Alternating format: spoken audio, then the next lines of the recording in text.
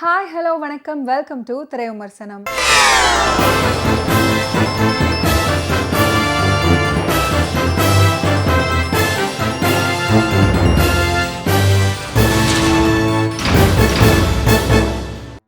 இன்னைக்கு திரை விமர்சனம் நிகழ்ச்சியில் நாம பார்க்க போற திரைப்படம் devil's double next level. Cinema விமர்சகர்களை பழிவாங்கும் பேய், திரைக்குள் சென்று மாட்டிக்கொள்ளும் கதாபாத்திரங்கள், இதுதான் இந்த படத்தோட outline. The show people, Arya மற்றும் நிஹாரிகா என்டர்டைன்மெண்ட் ப்ரொடியூஸ் பண்ணியிருக்கிற இந்த படத்தில் சந்தானம், கீர்த்திகா, செல்வராகவன், கௌதம் வாசுதேவ் மேனன், நிழல்கள் ரவி, கஸ்தூரி, ரெடின் கிங்ஸ்லி, யாஷிகா ஆனந்த், மொட்டை ராஜேந்திரன், மாறன் இவங்கெல்லாம் இந்த படத்தில் நடிச்சிருக்காங்க. ஓஃப்ரோ மியூசிக் பண்ணியிருக்கிற இந்த படத்துக்கு தீபக் குமார் பதி சினிமோட்டோகிராஃபி பண்ணியிருக்காரு. இந்த மூவியை டைரக்ட் பண்ணியிருக்காரு எஸ் பிரேம் ஆனந்த். பாழடைந்த தியேட்டர், அங்கு ஓடும் ஹிட்ச்காக் இருதயராஜ் படத்தின் சிறப்பு காட்சியில் கலந்து கொள்ளுமாறு ஒரு விமர்சகர் பிரசாந்துக்கு அழைப்பு வருது. அதை ஏற்று அவரும் அந்த தியேட்டருக்கு போறாரு. தனியாவா வந்திருக்கீங்க, குடும்பத்தோடு வரலையா அப்படின்னு கேட்கும் நிர்வாகி கதிர். அவர் அழைச்சிட்டு தியேட்டருக்கு போறாரு. ஆனா உள்ள பார்வையாளர்கள் யாருமே இல்லை. அதை பார்த்து திகச்சு போறாரு பிரசாந்த். இது உங்களுக்கு மட்டுமான ஸ்பெஷல் ஷோ அப்படின்னு தியேட்டருக்குள்ள அமர வைக்கிறாரு அழைச்சிட்டு போனவர். அவர் போனதுக்கு அப்புறம் படம் ஓட தொடங்குது. சில நிமிஷத்துல திரையில தெரிகிறது உண்மையான திகில் அப்படின்னு படம் பார்க்குறவர் உணர்றாரு. அதுக்குள்ள அந்த இடத்தை முழுவதுமா ஆக்கிரமிக்குது ஹிட்ச்காக் இருதயராஜ்ன்ற செல்வராகவனோட ஆவி.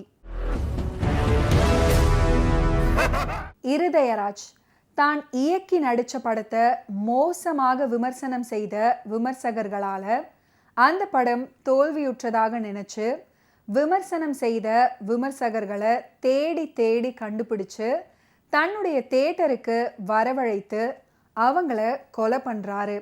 அந்த உண்மை தெரிஞ்சதும் அந்த கும்பல் அவரையும் தியேட்டர் நிர்வாகியையும் கொலை பண்ணுது. இறந்ததுக்கு அப்புறம் ஆவியாக மாறி மீண்டும் சினிமா விமர்சகர்களை 2 பேரும் வேட்டையாடுறாங்க. அந்த வரிசையில் இடம்பெறும் ஒருத்தர் தான் கிருஷ்ணான்ற சந்தானம். சோஷியல் மீடியாவில் கிஷா 47 அப்படின்ற பேரில் அவர் பிரபலம். கிருஷ்ணா ஆட்டோ ஓட்டும் தந்தை பாஸ்கர் என்ற நிழல்கள் ரவி, ஹவுஸ் ஒய்ஃபான தாய் தேவகின்ற கஸ்தூரி, தங்கை தேவின்ற யாஷிகா ஆனந்த், இவங்களோடு எளிமையான வாழ்க்கை வாழ்ந்துட்டு வர்றாரு. இவர் ஹர்ஷினின்ற கீர்த்திகா திவாரியை காதலிச்சுட்டு வர்றாரு.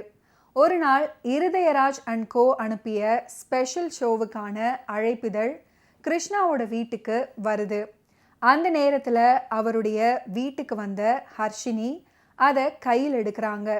உடனே தன்னுடைய குடும்பத்தினரையும் ஹர்ஷினியையும் வேறு பேச்சுக்களை பேசி டைவர்ட் பண்ணிட்டு குறிப்பிட்ட அந்த தியேட்டருக்கு தனியாக போகிறாரு கிருஷ்ணா. இருதயராஜ் அண்ட் கோ அனுப்பிய ஸ்பெஷல் ஷோவுக்கான தியேட்டருக்கு போகிறாரு கிருஷ்ணா. அங்கே போய் பார்க்கும்போது அந்த இடமே அவருக்கு வினோதமாக தெரியுது.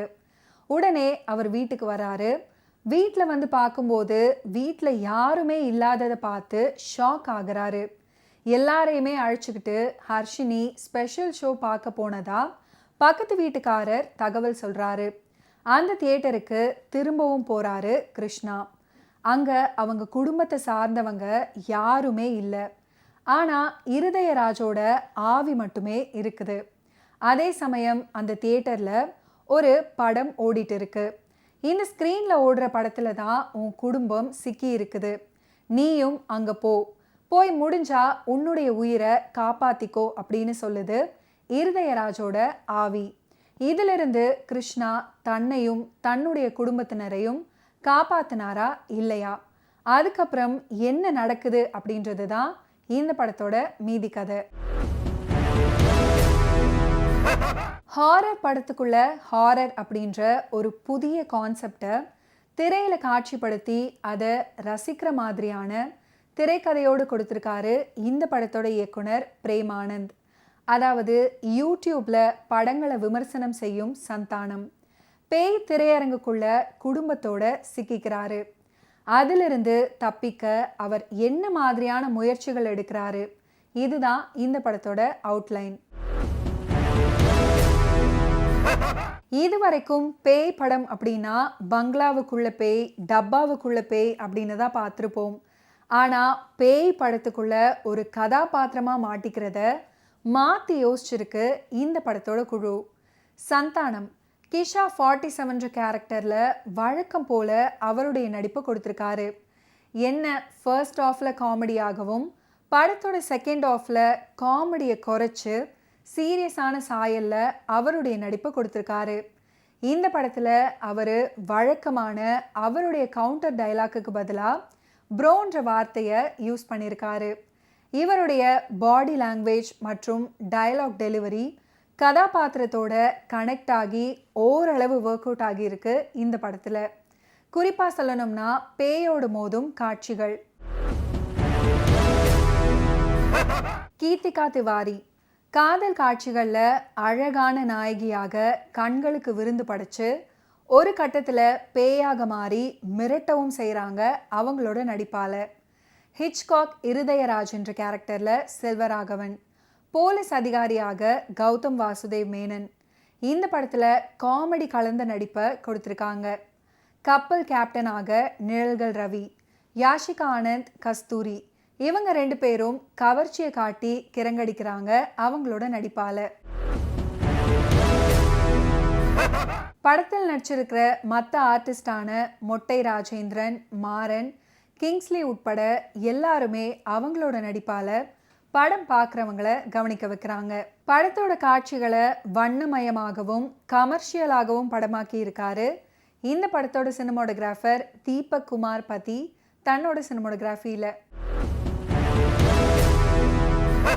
ஓஃப்ரோவின் பின்னணி இசை மற்றும் பா விஜயின் லிரிக்ஸ் கவனிக்க வைக்குது படம் பார்க்குறவங்களை. Editor Bharath Vikraman, art director AR மோகன், stunt director Silva Hari Dinesh, dance director Kalyan உட்பட தொழில்நுட்ப கலைஞர்களோட பணி படத்தின் நிறைவு.